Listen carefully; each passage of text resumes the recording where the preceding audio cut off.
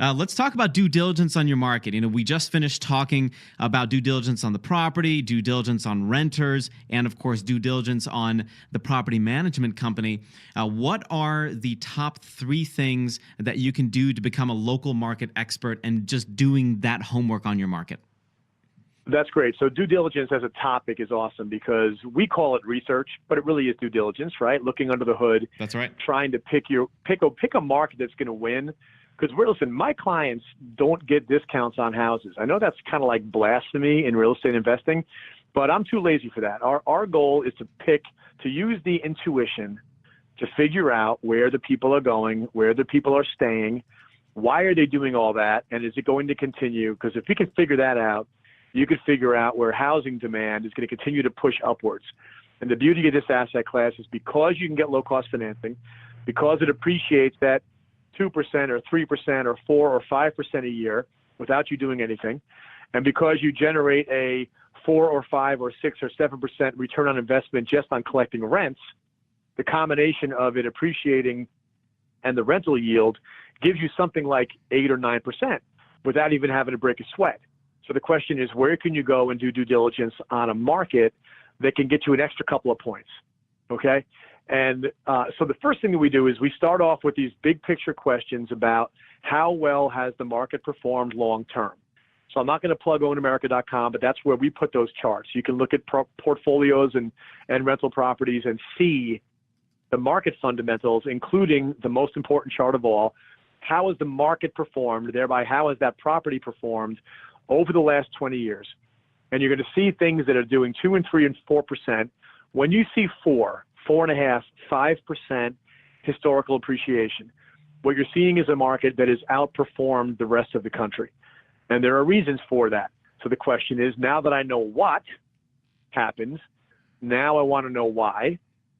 And if the why is, well, jobs are growing, people are moving there. Well, why? Well, because the climate is really good and the cost of living is low. And jobs are going. Okay, well, why are the jobs going there? Because the state may be a little more friendly to businesses on its tax base. Okay, it's all a matter of show me the data on what, Gotcha. And then help me figure out why. And then once you get there, once you land on an entire market, the question you want to ask yourself is what can I learn by being boots on the ground, literally talking to people? Like I picked Denver 7 years ago as a buy market. Okay, we recommend markets for institutions. So your listeners should know that this is one guy's opinion, but I'm the person that some large Wall Street funds who have hundreds of millions of dollars to invest in single family investments, they want us to help them pick the markets and use the same technique because our track record has really kicked butt over the last 10 years at being able to read the tea leaves on where the tide is going to rise just a little bit faster than normal. And we picked Denver. And the reason we picked Denver back then had a lot to do with fundamentals on the data. But then I was talking to people. Okay, I was talking to people and I was asking questions like, how long have you been here? I've been here 5 years. Why did you come? Because it's beautiful and I love to ski. Okay. That's right. Why do you stay? Because everybody around here is so happy. Everybody works hard to stay in shape. Because if you're not in shape, you can't enjoy the mountains. These are all important things, right? Because it's not just about data. The data is only a reflection of the behavior of people. So if you have that kind of common sense where you understand human nature, going and speaking to people and try to get a feel for why they go there, what maybe is that going to be compelling to draw more people in, all right? And then here's a little gem for you. If you're going to make an investment in a particular town, okay, find out when the planning board meeting is.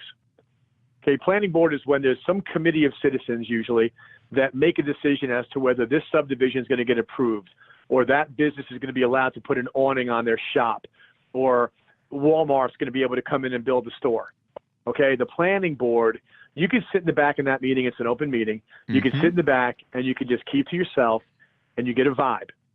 And I, 2 times, made mistakes because I ignored the voice in my head saying, run away from this place, okay?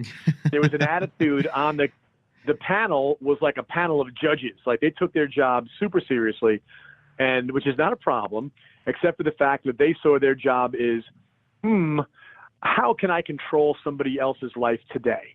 That was the attitude of people on that planning board. In both of the cases where I made investments where everything else was right, and I actually went to the planning board meeting, but I didn't pay close enough attention to what I was seeing. What I found were, in one case, a place where they hated businesses, hated investors, hated anybody but art galleries, and they actually made our lives miserable as we tried to do some things to the property that were allowed, but yet they didn't think they wanted to let us do it. And so it cost us like a year trying to renovate property because they were getting in our way. The second time I found out a place that was rubber stamping every development there was. And so my property I bought a property in a place where 400 houses got built in the next 3 years. And so the supply got flooded. I was there.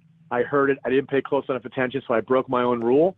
But it's I made this decision correctly many, many more times where by virtue of being there and getting a flavor for the attitude towards investment and business and growth, you can decide if something's a thumbs up or a thumbs down. So I did the exact same thing with an HOA, a homeowners association in a neighborhood. And I wanted to jump in the neighborhood. I wanted to flip a couple properties and then, of course, fix to rent a few. And I just wanted to sit in on one of those meetings and check it out and see what was going on. The exact same thing, man. Let me tell you, like, they were not happy that that there were people coming in and buying property and increasing the tax base by forcing value. And I thought, well, okay, let me try one. So guess what happened? I got slapped for everything by the inspectors because neighbors just kept complaining and complaining and I'm like, really? Like, that's not cool.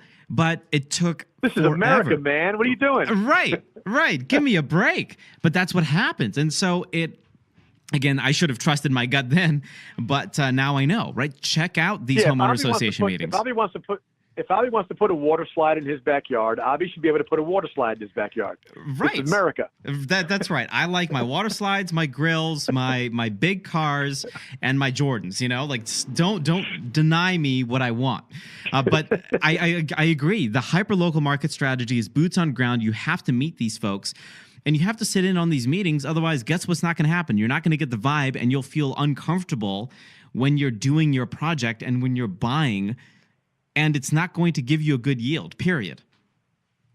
Yep. And here's another one that is really a lot of fun. You know, a lot of people really enjoy looking at the current events, all right, looking at news. Like, the stock market became really popular with everyday people back in the 1990s when things like E-Trade came along, right, where you could actually try products from companies, discover something yourself, and actually build wealth by buying the companies that produce that product. Same thing happens in real estate, but it's even better because what you're doing is you're picking places. Before you get into the due diligence on the property, you start thinking about the place. So you read articles. You find out that, for example, one of my favorite markets that I was really proud to have picked early was Pittsburgh.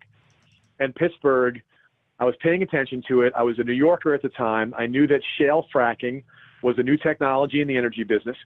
And I knew that there were big shale deposits in Western PA and Western New York. Okay. Now, some people, by the way, who hear that say, oh, shale fracking is evil. Energy is evil. The country's going to blow up in a ball of flame. And they may be right, but I'm unemotional when it comes to this stuff. I look at this stuff, and you may not want to buy an energy play, buy a market because of the energy industry, but you might want to. And here's a winner that what was happening was there was a conflict. New York wasn't going to play ball. Pennsylvania was going to play ball. And Western Pennsylvania blew up in a good way as a result of all the investment because of the energy industry.